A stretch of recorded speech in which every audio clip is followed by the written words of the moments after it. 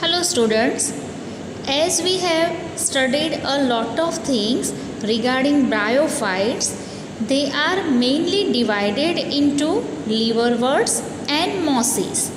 So, besides the liverworts and mosses, we have studied things that are related to plants. Okay, so in that we have studied that they are useful in a variety of ways. So firstly, in the category of bryophytes, we will study liverworts and then after mosses. So it is divided into liverworts and mosses depending on their habitats and their reproductive activity. So firstly, the liverworts. The liverworts grow usually in moist, shady habitats such as banks of streams, marshy ground, damp soil, bark of trees, and deep in the woods. So we can say that here the habitat of liverworts is bank of the streams. So it is the salty area. Marshy ground where variety of other plants are also grown. Damp soil, bark of the trees and deep in the woods. The plant body of liverwort. So the plant body of a liverwort is thalloid. Thalloid, that means it's like a structure of rod. It doesn't have any specialized organs, but it's like rod shaped. For example, Marchantia. So here Marchantia, it would be the example for liverworts. The thallus is dorsiventral and closely appraised to the substrate. That means here the thalloid body, the rod-shaped body is dorsiventral and closely appraised to the substrate. The leafy members have tiny leaf-like appendages into two rows on the stem-like structure. So here we cannot say the proper leaf and stem is present in bryophytes. Here only the leaf-like structure and the stem-like structures are present. They have look of them, but they are not true stem, true roots and true leaves. So the leafy members have tiny leaf-like appendages into two rows on the stem-like structures. Asexual reproduction in liverworts takes place by fragmentation of thalli. That means here the reproduction can be done with the help of thalli, and thalli we can say that it's a rod-like body. Here fragmentation is done and from the part of the fragment the new offspring will be there, or by the formation of specialized structures called gamma. Gamma are green,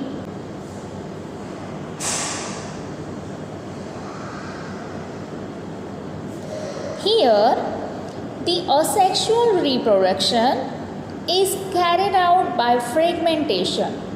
Fragmentation is the process where the fragment can be of spring. Here the formation of specialized structures called as gamma, and the gamma are green multicellular asexual buds which develop in small receptacles called as gamma cups. So here gamma can be converted into gamma cups. Gamma are green, multicellular and asexual buds. Gamma cups located on the thalli. And what is the thalli? Thalli is the plant body here. and on the thalli gamma cups will be developed. The gamma become detached from the parent body and germinate to form new offsprings or individuals. What happened here? Here, a sexual reproduction can be carried out by fragmentation, and fragmentation is the process in which fragmented part which will then converted into the new individual or offspring. Here we can say that on the thallus body or thalli, the gammas are being produced. Gammas are what? They are green, multicellular asexual buds. Like you have seen on the surface of potatoes. Potatoes are not bryophytes, but here I am giving you the example. Like on the surface of potato, you might have seen the buds. We simply call them eyes. Yes. So from that portion, the asexual reproduction can be carried out. Likewise, in the bryophytes, liverworts, asexual buds produced on thalli body, and these buds then separate from parent body and germinate to form new individual. So, what happened in the case of sexual reproduction? For sexual reproduction to occur, male and female. So, further, what happened in the case of sexual reproduction? Here, for the sexual reproduction to occur, both male and female organs are produced either on the same or on different thalli. That means the two varieties of male and female organ are produced on different or on the same thallus. The sporophytes is differentiated into a foot, seta and capsule. So these are the various designs for sexual reproduction. Okay, the sporophyte is differentiated into foot, seta and capsule.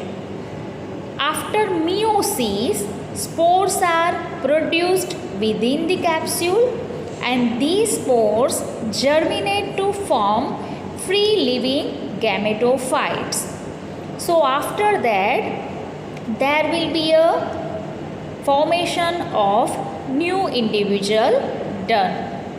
So here we can say that in the case of liverworts, firstly for habitat, the habitat for liverworts is on the banks of rivers, damp soil, bark of the trees, deep in the wood, etc.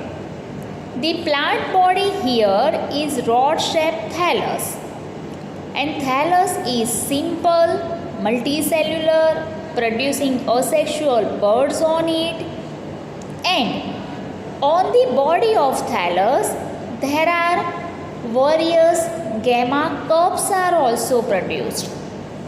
Gamma cups are being dispatched from the parental body and they can form the new individuals. So here the asexual means that is very simple, and in that fragmentation is there, and the fragmented part is then converted into the new one. For the means of sexual reproduction, here both male and female organs are necessary. So male and female parts are either on the same or on the different body.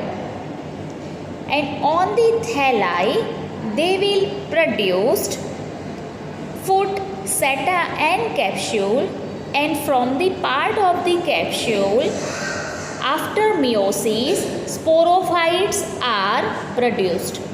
The sporophytes later germinate to form gametophytes. Now, the second category of bryophytes, that is moss. The predominant stage of the life cycle of a moss is the gametophyte, which consists of two stages. The first stage is the protonema stage, which develops directly from a spore. It is a creeping green branch and frequently filamentous stage. The second stage is the leafy stage, which develops from the secondary protonema as a lateral bud. So they consist of upright slender axis bearing spirally arranged leaves. While in case of liverworts, the leaf-like structure, they are in the two rows. They are attached to the soil through multicellular branch rhizoids. And rhizoids are what? They are root-like structures. This stage bears the sex organs. Further, the predominant stage of the life cycle of a moss is the gametophyte, which consists of these two stages. The first stage is the protonema stage, which develops directly from a spore. So, here as we studied in the case of liverworts, where the spores are after meiosis converted into the gametophytes, here life cycle of the moss is the gametophyte, which consists of two stages, protonema and leafy stage. Protonema is the first stage, which develops directly from a spore. It is a creeping, that means like hairy structure, green branch and frequently filamentous stage. The second stage is the leafy stage, which develops from the protonema as a lateral bud, and they consist of upright slender axis bearing spirally arranged leaves. So here the leaves are arranged spirally. They are attached to the soil through multicellular and branch rhizoids. That means here the two stages are there for reproduction. Firstly, the life cycle here is the gametophyte. The first stage is protonema and it is then cycled with the second stage, that is leafy stage. The protonema stage is green, well developed, creeping body and frequently filamentous stage, while the leafy stage that follows protonema and producing lateral buds. They consist of upright slender axis bearing spirally arranged leaves. That means on the each and every side of the thallus body.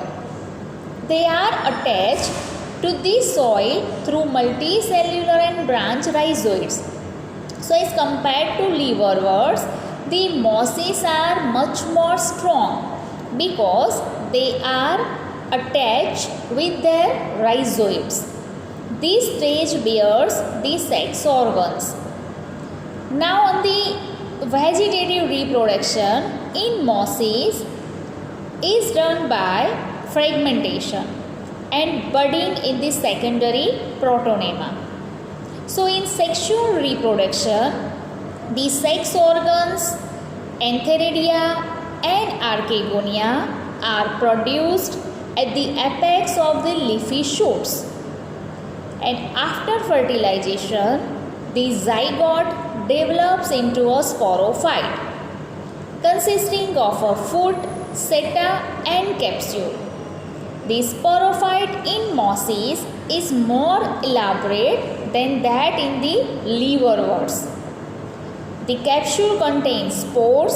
Spores are formed after meiosis, and the mosses have an elaborate mechanism of spore dispersal. Common examples of mosses are Funaria, Polytrichum and Sphagnum. So, in the case of liverworts, Marchantia is the example. In the case of mosses, Funaria, Sphagnum and Polytrichum are the examples, as we have seen in the figures. So, here further mosses. Mosses are what? They are category of bryophytes, somewhat differ from structure as compared to liverworts. Here the examples and the method of reproduction is also changed. The predominant stage here in the life cycle is gametophyte. The first step is protonema, and then after the second is the leafy stage. Protonema stage, they are directly producing for the spore. It is a creeping, green, branch and frequently filamentous stage. And the second stage is leafy stage, which develops from the secondary protonema. So we can say that they consist of upright, slender axes bearing spirally arranged leaves. So here not the proper leaves, but they can do photosynthesis because they have somewhat similar structure as that of leaves. So they are attached directly to the soil with the help of rhizoids, so they are much more stronger than liverworts. Vegetative fragmentation in mosses can be carried out by fragmentation and budding method. In sexual reproduction, these sex organs, antheridia and archegonia, are produced at the apex of leafy shoots. So, like cylindrical structure, the cylinder is developed from leafy body, and then after the cup-like bodies for different parental regions are formed. They are termed as antheridia and archegonia. So, after fertilization, the zygote, that means they producing different gametes, and after gametophyte stage, the gametes are then converted into zygote, and zygote develops into sporophytes consisting of foot, seta and capsule, and is more elaborate than that in the liverworts. The capsule contains spores. Spores are formed after meiosis as that of in the case of liverworts. So the mosses have an elaborate mechanism of spore dispersal. So spores are being dispersed, but they have somewhat more complex method as compared to liverworts. And the common examples here are Funaria, Polytrichum and Sphagnum.